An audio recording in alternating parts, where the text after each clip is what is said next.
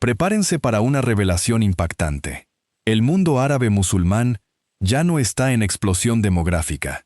Se está encogiendo silenciosa, lenta, casi invisiblemente.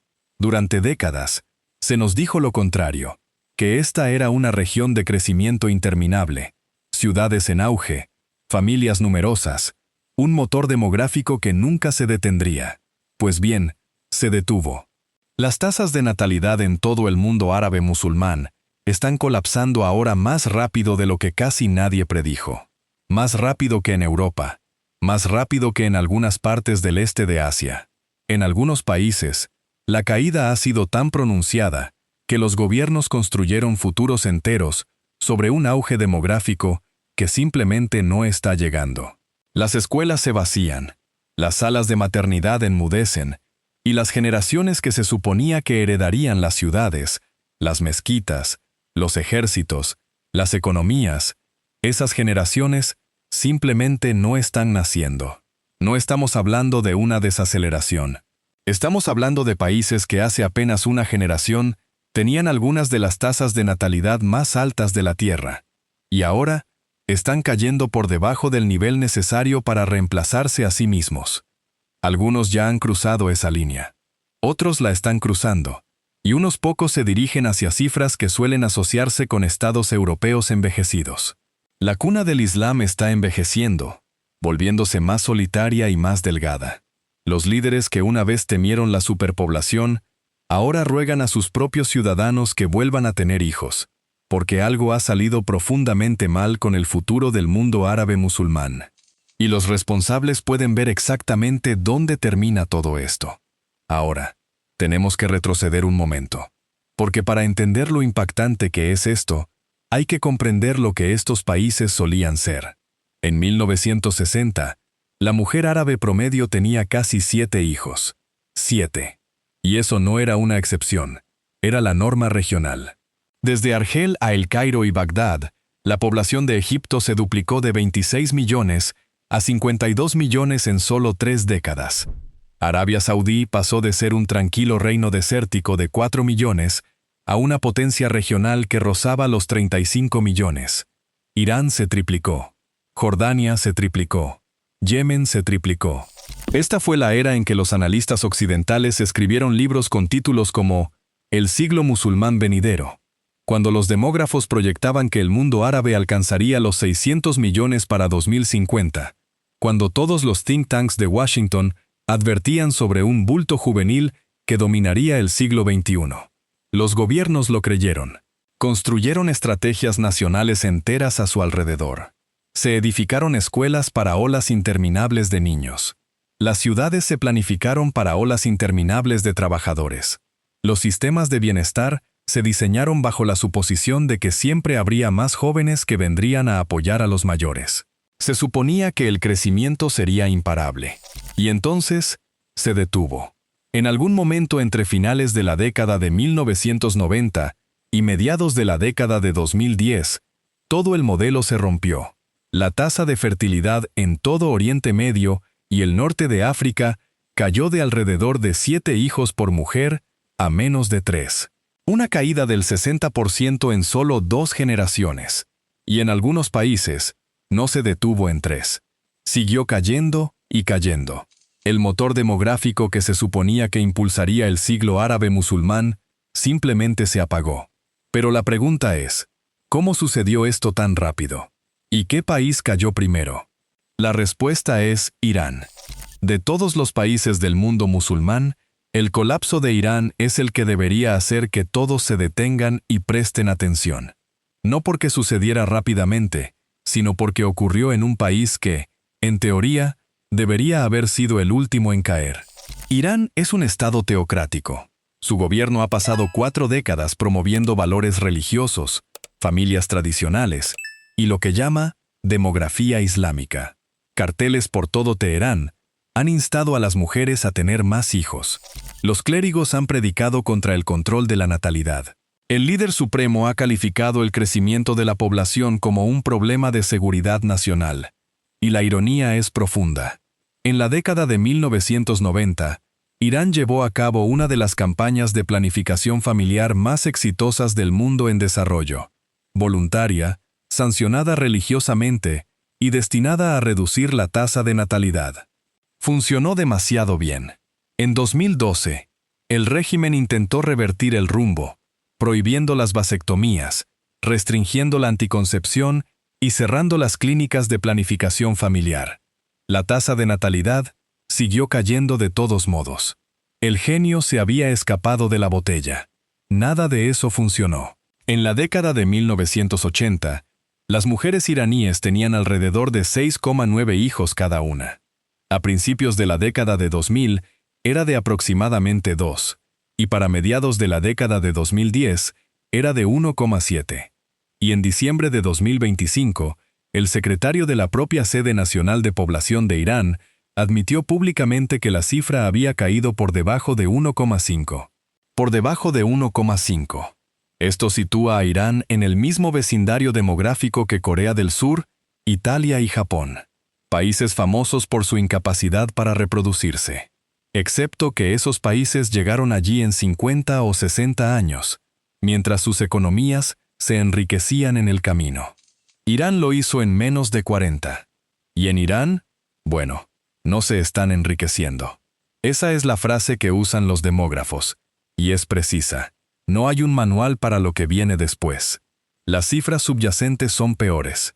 Los matrimonios anuales registrados en Irán han disminuido de alrededor de 800. 000 a principios de la década de 2010 a aproximadamente 480.000 en 2024. La proporción de mujeres que nunca se han casado se ha multiplicado por 7 en menos de 40 años. La mujer iraní promedio ahora se casa a los 24 años y medio y tiene su primer hijo años después, si es que lo tiene. Para un régimen construido sobre el crecimiento de la nación islámica desde dentro, esto es una catástrofe a cámara lenta. Funcionarios iraníes lo han calificado como una amenaza existencial. El Parlamento ha celebrado sesiones de emergencia sobre la tasa de natalidad. El Estado ha intentado bonificaciones en efectivo, préstamos matrimoniales, tratamientos de fertilidad gratuitos y campañas de propaganda que instan a las mujeres iraníes a tener 4, 5, incluso 6 hijos por el bien de la revolución. Y la tasa de natalidad sigue cayendo. ¿Por qué? Bueno, porque Irán se ha topado con el mismo muro con el que todos los países acaban chocando. Los jóvenes iraníes no pueden permitirse casarse, no pueden permitirse apartamentos, no pueden permitirse tener hijos. La moneda ha sido devastada por la inflación. Las sanciones han aplastado las oportunidades. El futuro económico parece terrible. Y lo más importante, las mujeres iraníes ahora están mejor educadas que los hombres iraníes. Más del 60% de los estudiantes universitarios en Irán son mujeres. Las mujeres educadas en todos los países de la historia humana terminan teniendo menos hijos. El régimen no vio esto venir. O si lo hizo, no tenía idea de cómo detenerlo. Y aquí viene la parte que debería mantener su atención. Porque si Irán, un estado religioso, tradicional y teocrático con una propaganda masiva dedicada a tener más bebés, si ellos no pueden mantener su tasa de natalidad por encima del reemplazo, ¿qué posibilidades tiene cualquier otro lugar del mundo musulmán? La respuesta, como resulta, es ninguna. Porque lo que está sucediendo en Irán, bueno, está sucediendo en todas partes. Comencemos con Turquía, un país que durante 2 décadas fue considerado por los analistas como prueba de que una democracia de mayoría musulmana podía mantener una población fuerte y joven. El presidente Recep Tayyip Erdogan había pasado toda su carrera política instando a las mujeres turcas a tener al menos 3 hijos. En mayo de 2025, declaró el año como el año de la familia. En noviembre de 2025, se paró en un podio en Ankara. Miró los últimos datos y lo llamó por su nombre. Actualmente nos enfrentamos a un desastre, dijo.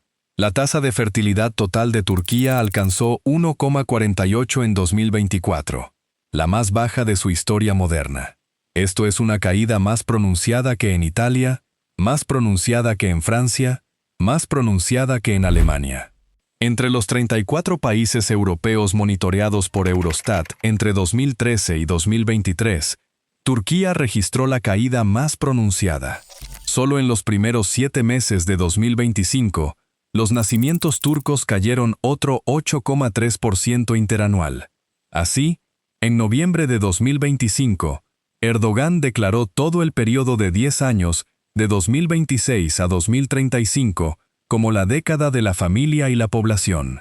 En diciembre de 2025, el decano de la Academia Naval de la Universidad de Defensa Nacional de Turquía pidió una movilización nacional a gran escala para revertir el declive. Ese es el lenguaje de un país en guerra. Excepto que a este enemigo no se le puede disparar. Es la sala de maternidad vacía. Y las cifras subyacentes explican por qué los funcionarios hablan de esa manera. En Turquía, los hogares unipersonales han alcanzado el 20,5% de la población. Entre los turcos de 20 a 24 años, la proporción de quienes nunca se casaron es del 79% para las mujeres y del 94% para los hombres. La mujer turca promedio ahora espera hasta aproximadamente los 27 años y un tercio para tener su primer hijo, lo que supone un aumento respecto a los 25 años y medio una década antes. Ese retraso por sí solo, de solo 2 años, es suficiente para eliminar un futuro hijo de una familia promedio. Multiplicado por millones de mujeres, esto es una generación. Y luego tenemos a Túnez. El Instituto Nacional de Estadística de Túnez informó que los nacimientos en 2024 cayeron un 10% en un solo año, de alrededor de 147.000 a 133.000. La tasa de fertilidad del país es ahora de alrededor de 1,8. Túnez ha entrado oficialmente en una fase de envejecimiento de la población. Los sociólogos en Túnez debaten abiertamente si un país puede sostener su sistema de pensiones en la década de 2040. Y Líbano está peor. Tras el colapso económico de 2019, los nacimientos libaneses cayeron casi un 40% entre 2020 y 2023. Un 40% en 4 años. Toda una generación de niños libaneses simplemente no nació porque sus padres no podían permitírselo. Y luego tenemos el Golfo. Se suponía que el Golfo sería diferente. Rico en petróleo, religiosamente conservador, orientado a la familia, el bastión demográfico del mundo árabe. Pero ya no lo es. Los Emiratos Árabes Unidos cayeron a 1,21 hijos por mujer en 2024, según el Informe Mundial de Fertilidad de la ONU. Eso es más bajo que Italia, más bajo que España, más bajo que Japón. Y entre los ciudadanos de los EAU específicamente, las personas cuyos hijos se supone que heredarán el país, los nacimientos cayeron un 13,55% entre 2014 y 2023. El Comité Parlamentario Emiratí sobre Demografía comenzó a advertir públicamente sobre las consecuencias a largo plazo para la estabilidad social del país. Arabia Saudí, el corazón del mundo musulmán sunita, también está colapsando. La tasa de fertilidad total del reino cayó de 2,8 en 2011 a alrededor de 2,0 para 2024, según la Autoridad General de Estadística Saudí. Y la tasa entre los ciudadanos saudíes, específicamente, excluyendo la mano de obra extranjera, cayó de 3,8 a 2,7 en poco más de una década. La Agencia de Estadística Saudí ahora proyecta que la cifra seguirá cayendo hacia 1,8 para 2050. Kuwait se sitúa en 1,5, Qatar en 1,7, Bahrein en 1,8. Omán, durante mucho tiempo el último bastión regional, se desliza hacia el nivel de reemplazo. En todo el Golfo, las poblaciones nativas ya no se reproducen, sostenidas solo por olas de mano de obra extranjera que realiza la mayor parte del trabajo real y luego regresa a casa para tener hijos en otro lugar. Incluso Egipto, el coloso demográfico del mundo árabe, ha cedido. En febrero de 2025, el ministro de Salud egipcio anunció que la tasa de fertilidad del país había caído a 2,41, frente a 2,54 el año anterior. Así, por primera vez en 17 años, menos de 2 millones de niños egipcios nacieron en un solo año. Los demógrafos egipcios Solían hablar de contener el crecimiento de la población, pero ahora hablan de prepararse para una fuerza laboral que podría no existir en 2050. Así, país tras país, misma dirección, misma velocidad, misma generación que se encoge. Y la parte más extraña. Bueno, casi nadie fuera de la región está hablando de ello. Entonces, ¿por qué está sucediendo esto? ¿Por qué ahora y por qué en todas partes a la vez? Bueno, la respuesta es brutalmente simple y tiene muy poco que ver con la religión.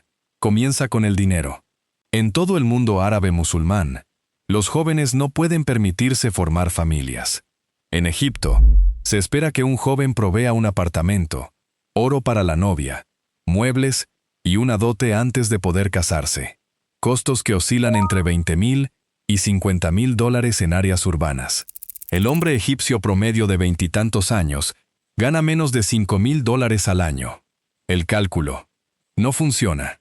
Es la misma historia en Jordania, donde el desempleo juvenil supera el 36%. Lo mismo en Irak, donde supera el 30%. Lo mismo en Túnez, donde ronda el 35%. Lo mismo en Irán, donde la inflación ha destruido los ahorros de toda una generación, y la edad promedio del primer matrimonio para las mujeres iraníes ha superado los 24 años, con los matrimonios anuales colapsando de 800,000 a menos de 500,000 en una sola década. Los jóvenes árabes y los jóvenes musulmanes no eligen saltarse el matrimonio. Simplemente no pueden pagarlo. Los demógrafos tienen un nombre para este estado. Lo llaman waithood, espera de la adultez. Una generación atrapada en una adolescencia prolongada. Ni niños, ni adultos, ni casados, ni padres, porque la escalera económica hacia la adultez ha sido derribada. Y cuanto más tiempo esperan los jóvenes para casarse, menos hijos pueden tener. La biología no le importa la economía. Una mujer que se casa a los 30 tendrá estadísticamente muchos menos hijos que su abuela que se casó a los 17. Así es como funciona. Y luego, tenemos la segunda fuerza, la educación. En todo el mundo musulmán, las mujeres ahora están mejor educadas que los hombres. En Jordania, el 52% de los estudiantes universitarios son mujeres. En Egipto, el 48%. En Túnez, es más de la mitad. En Arabia Saudí, es una mayoría. La alfabetización femenina en el mundo árabe se ha duplicado aproximadamente desde 1980. Las mujeres educadas en todos los países de la Tierra tienen menos hijos. Se casan más tarde, priorizan sus carreras, usan anticonceptivos, exigen familias más pequeñas. No hay excepción a este patrón en ninguna cultura. Ahora ha llegado al corazón árabe y musulmán. Y las consecuencias demográficas son exactamente las que cabría esperar. La tercera fuerza es la urbanización. Más del 60% de la población de Oriente Medio y el norte de África vive ahora en ciudades. En las ciudades, los niños dejan de ser activos económicos y empiezan a convertirse en pasivos económicos. En una granja, un niño puede ayudarte a cosechar. En El Cairo, un niño te cuesta alquiler, tasas escolares, atención médica, 20 años de gastos, antes de que siquiera gane un salario. Las familias ajustan su comportamiento en consecuencia. Tienen uno, quizás dos, y luego se detienen. Y la cuarta fuerza es la que a nadie le gusta admitir. Es cultural. En toda la región, el uso de anticonceptivos ha aumentado silenciosamente. En Túnez, el 62% de las mujeres casadas lo usan. En Egipto, el 58%. Marruecos, el 52%. Los líderes religiosos, una vez unidos contra la planificación familiar, han comenzado a emitir fatuas que la permiten por motivos económicos. La mezquita, en efecto, ha hecho las paces con la farmacia. Y además de eso, los jóvenes de todo el mundo musulmán están haciendo lo que hacen los jóvenes en todas partes. Están con sus teléfonos. Están observando el resto del mundo y comparando sus vidas con las de pequeñas familias acomodadas en apartamentos de Dubái o condominios de Estambul. Y luego concluyen que tener hijos sin fin no es el modelo que desean. Una encuesta de Arab Barometer de 2022 encontró que el 78% de la juventud árabe dice que los medios globales cambiaron su forma de pensar sobre la vida familiar. Si sumas todo esto, no obtienes una desaceleración, obtienes un colapso. Y una vez que un colapso tan profundo se afianza, algo aterrador le sucede al propio país.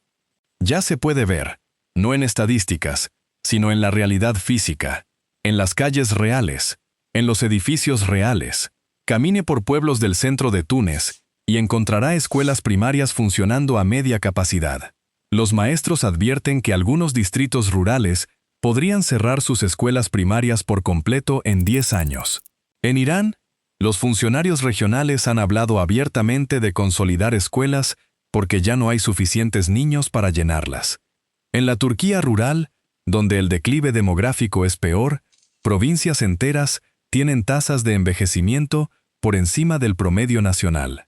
Y docenas de pueblos ahora no contienen casi ningún joven.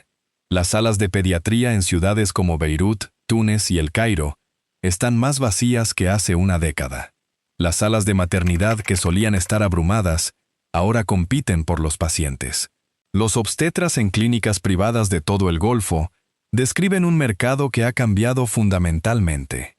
Menos embarazos, menos pedidos de artículos para bebés, cadenas minoristas que reducen sus líneas de productos infantiles. Las mezquitas en algunos barrios están viendo la misma tendencia. No necesariamente en la asistencia, sino en la composición de los fieles. Más viejos, más tranquilos, menos hombres jóvenes en las multitudes de los viernes, porque la cohorte de hombres jóvenes simplemente no están haciendo al mismo ritmo. Los demógrafos llaman a esto envejecimiento estructural. Ese es el término educado. La versión más directa es esta. En muchas partes del mundo árabe y musulmán, la próxima generación ya ha sido contada, y es más pequeña que la anterior. No hay una reserva sorpresa de niños no nacidos que llegará en 2030 y revertirá las matemáticas. Lo que iba a pasar con esta generación ya ha sucedido biológicamente en los cuerpos de mujeres que eligieron tener 1 en lugar de 4 hijos, o ninguno en lugar de 2. Los países mismos fueron construidos para una realidad demográfica diferente. Las ciudades fueron diseñadas para absorber olas interminables de migración interna de poblaciones rurales jóvenes.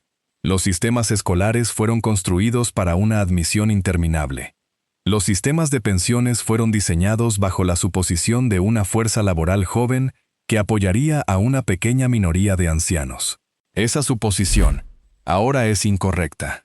Para 2050, se proyecta que la población anciana de Arabia Saudí se triplique hasta alcanzar aproximadamente el 14% del país. En Túnez, se espera que la proporción de mayores de 65 años se duplique hasta el 20%. En Irán, las proyecciones sugieren que la edad media del país saltará de 33 a 45 años en una sola generación.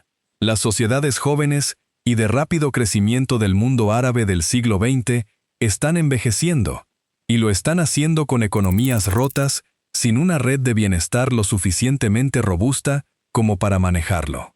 La cuna ya no está llena, se está vaciando. Y aquí es donde la historia se vuelve más oscura, porque los gobiernos de estos países pueden ver exactamente lo que está sucediendo. Pueden ver las matrículas escolares, ven los registros de nacimientos, pueden leer los mismos números que nosotros. Y lo que están haciendo al respecto debería aterrorizar a cualquiera que se preocupe por cómo termina esto. Lo que están a punto de escuchar a continuación es la parte de esta historia que incluso la mayoría de la gente dentro de estos países no comprende del todo, porque los gobiernos están entrando en pánico. Silenciosamente a puerta cerrada, en sesiones de emergencia, en memorandos privados y, cada vez más, en público. En Turquía, Erdogan no solo calificó la situación demográfica como un desastre. Él personalmente elevó el objetivo de tamaño familiar de 3 hijos a 4, y para noviembre de 2025, estaba instando a las familias turcas a tener 5.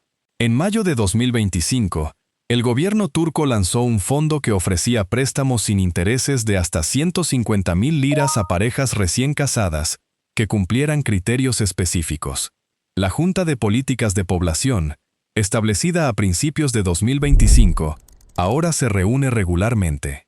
Por propia admisión del vicepresidente Cevdet Yilmaz, el gobierno considera el tema existencial. Este es un país con 86 millones de personas, miembro de la OTAN, una potencia militar regional, y está entrando en pánico abierta y públicamente por el hecho de que sus propios ciudadanos no están teniendo suficientes hijos. En Irán, la situación es aún más desesperada. El Parlamento iraní ha celebrado sesiones de emergencia sobre el colapso demográfico. El Estado ha intentado incentivos fiscales, préstamos matrimoniales, tratamientos de fertilidad gratuitos, restricciones a la anticoncepción y propaganda pronatalista. Pero nada de eso ha movido la aguja. Funcionarios iraníes han utilizado frases como extinción nacional y suicidio demográfico en los medios nacionales. El régimen que se construyó sobre el crecimiento de la nación islámica se enfrenta a una trayectoria poblacional que podría ver la población de Irán reducida a la mitad para fines de siglo. En los EAU, el gobierno se reestructuró en torno al problema. El Ministerio de Desarrollo Comunitario fue elevado a Ministerio de Empoderamiento Comunitario. Se creó un Ministerio de Familia separado. Abu Dhabi lanzó 6 nuevas iniciativas explícitamente destinadas a aumentar las tasas de natalidad emiratíes. Una nueva política nacional de fertilidad está en fase avanzada de redacción, basada en la revisión de más de 60 programas pronatalistas globales existentes. Arabia Saudí construyó un pilar entero de Visión 2030 en torno a la suposición de una ciudadanía joven y productiva. Y ahora está recalibrando silenciosamente porque la ciudadanía no será tan joven. Los sociólogos saudíes debaten abiertamente la sostenibilidad a largo plazo del modelo de bienestar del país en los medios regionales. Ahora, Egipto ha pasado de décadas intentando frenar el crecimiento de la población a preocuparse públicamente por su declive acelerado. Funcionarios tunecinos están debatiendo extender la edad de jubilación porque no habrá suficientes trabajadores para financiar las pensiones en la década de 2030. Kuwait ha lanzado subsidios matrimoniales. Qatar ha lanzado subsidios para el cuidado infantil. Incluso Argelia, durante mucho tiempo la excepción demográfica, está empezando a estancarse. En toda la región, los gobiernos están haciendo lo mismo desesperado, lanzando dinero a un problema y descubriendo, de la misma manera que lo descubrieron todos los demás países, que el dinero no funciona. Hungría gastó el 5% de su PIB en políticas pronatalistas, pero apenas movió la tasa de natalidad. Corea del Sur gastó más de $200.000 millones en 2 décadas y vio cómo su tasa de fertilidad caía a 0,7. Japón lleva 30 años intentándolo, y no tienen nada que mostrar por ello. No hay ningún ejemplo en la Tierra de un país que haya caído por debajo de 1,5 hijos por mujer y luego se haya recuperado. Ni uno solo. Lo más cerca que se llega son breves y pequeños repuntes en lugares como Francia o Suecia, y esos requirieron estados de bienestar masivos, amplio cuidado infantil, reformas de igualdad de género y décadas de cambio cultural. Irán, Turquía, los EAU, Arabia Saudí, no tienen nada de esa infraestructura, lo que significa que el pánico está justificado, y el pánico llega demasiado tarde, porque una vez que una sociedad deja de tener hijos, la siguiente fase del colapso se vuelve casi imposible de escapar. Se llama espiral de muerte demográfica, y es parte de la historia de la que nadie en estos países quiere hablar en voz alta. Así es como funciona. Menos bebés significa menos trabajadores jóvenes entrando en la economía. Menos trabajadores jóvenes significa menor productividad, mercados más pequeños, bases impositivas más débiles. Economías más débiles significan que menos hombres jóvenes pueden permitirse casarse. Menos matrimonios significan menos bebés. Menos bebés significan economías más débiles y así sucesivamente. Es un bucle, un colapso que se autoalimenta. Cuanto más profundo cae un país en él, más difícil se vuelve salir. Porque cada año la base demográfica que haría el ascenso es más pequeña que el año anterior. Y hay un segundo bucle funcionando debajo del primero, el cultural. Una vez que las familias más pequeñas se convierten en la norma en una sociedad, las familias más grandes se convierten en la excepción. La presión social que solía empujar a las parejas a tener 3 o 4 hijos, ahora se invierte y comienza a empujarlas a tener 1 o 2. Las redes de guarderías se reducen porque la demanda disminuye. Los sistemas escolares se consolidan. Los servicios pediátricos se concentran en menos centros urbanos. La infraestructura de las familias numerosas desaparece silenciosamente. Y entonces, tener una familia numerosa se vuelve logísticamente más difícil, además de ser económicamente más difícil, y la presión a la baja simplemente se acelera. Y luego tenemos el tercer bucle, el financiero. A medida que las poblaciones envejecen, más dinero fluirá hacia las pensiones y la atención médica, y menos hacia las escuelas, el bienestar infantil y la infraestructura de crecimiento. Los gobiernos que ya están en quiebra se ven arrastrados aún más a servir a los ancianos a expensas de los jóvenes, lo que hace que los jóvenes sean aún menos propensos a formar familias, agravándose año tras año. Esto es lo que ya le sucedió a Japón, lo que sucedió en Corea del Sur, en tiempo real en un país cuya tasa de fertilidad cayó por debajo de 0,8 hijos por mujer. Es lo que está destruyendo las perspectivas a largo plazo de Italia y España. La diferencia es que esos países, al menos, se hicieron ricos primero. Sus sistemas de pensiones están financiados. Los estados de bienestar son robustos. El ciudadano promedio tiene riqueza. Irán está en quiebra. Líbano está en quiebra. Túnez es fiscalmente frágil. Egipto está muy endeudado. Incluso los estados del Golfo, sentados sobre su enorme riqueza, dependen de la suposición de que los ingresos petroleros seguirán financiando el bienestar de una población que crece, no que envejece. El FMI ha advertido que los estados del Golfo se enfrentan a déficits fiscales acumulados que superan los 900,000 millones de dólares entre 2020 y 2025, si se mantienen las tendencias demográficas actuales. Eso es casi $1 billón de déficit acumulado en países que construyeron todo su contrato social en torno a un gasto gubernamental generoso, en una base ciudadana que ahora se está reduciendo. Pero la situación empeora. Muchos de estos países también se enfrentan a una emigración significativa, particularmente de jóvenes educados. Líbano ha perdido a sus jóvenes profesionales desde 2019. Irán está perdiendo médicos, ingenieros, graduados, todo a tasas récord. La fuerza laboral joven de Túnez mira cada vez más a Europa. Egipto ha visto una constante fuga de mano de obra calificada hacia el Golfo, lo que significa que las personas que se van son precisamente las personas que el país necesitaría para financiar su vejez. Las matemáticas, cuando se exponen, son realmente brutales. Fuerza laboral menguante, población envejecida, gobiernos en quiebra, fuga de cerebros. Es un bucle de retroalimentación cultural que empuja la fertilidad a la baja. No hay ejemplos en la historia de recuperación.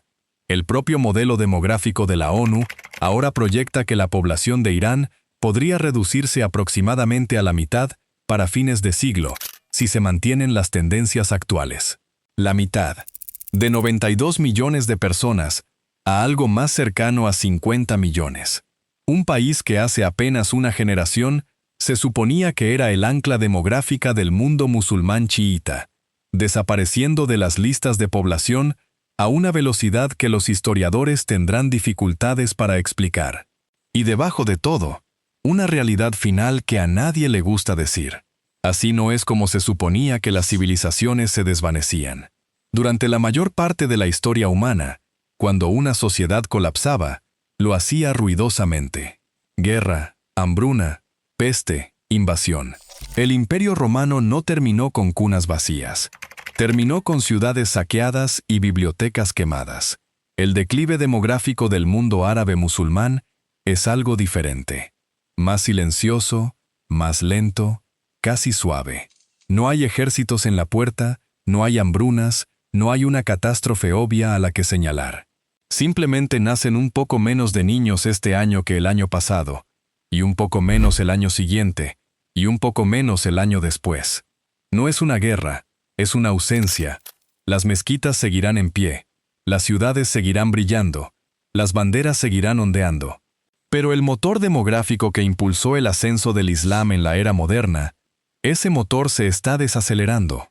Y la cuna de la Umma, el corazón de la región que ha anclado la identidad islámica durante 14 siglos, se dirige hacia un futuro con significativamente menos jóvenes musulmanes de los que tuvo el siglo pasado. El centro del mundo musulmán no caerá ante los invasores. Caerá silenciosamente ante sus propios hijos desaparecidos, generación tras generación, registro de nacimientos tras registro de nacimientos, aula vacía tras aula vacía, hasta que un día las matemáticas alcancen la retórica, y los números de población en el gráfico dejen de subir y comiencen a bajar. Para una región que construyó su identidad moderna en torno a un crecimiento ilimitado, esta es una transformación para la que casi nadie está preparado. Y la parte más extraña, ya ha sucedido. El mundo árabe musulmán del que hablaremos en 2050 no será el que se nos ha contado durante los últimos 50 años. Este será más viejo y más pequeño, más silencioso. Sus mezquitas estarán llenas de abuelos y sus salas de maternidad vacías. Los líderes lo ven venir. Los demógrafos lo ven venir. Los datos lo han estado gritando durante años. Y la pregunta ya no es si sucederá. La pregunta es qué hace una civilización cuando sus futuras generaciones simplemente no aparecen. Así que queremos saber su opinión. ¿Cree que el mundo musulmán puede salir de esta espiral demográfica o ya ha cruzado el punto de no retorno? ¿Ve el mismo colapso para su propio país? Deje sus pensamientos en los comentarios.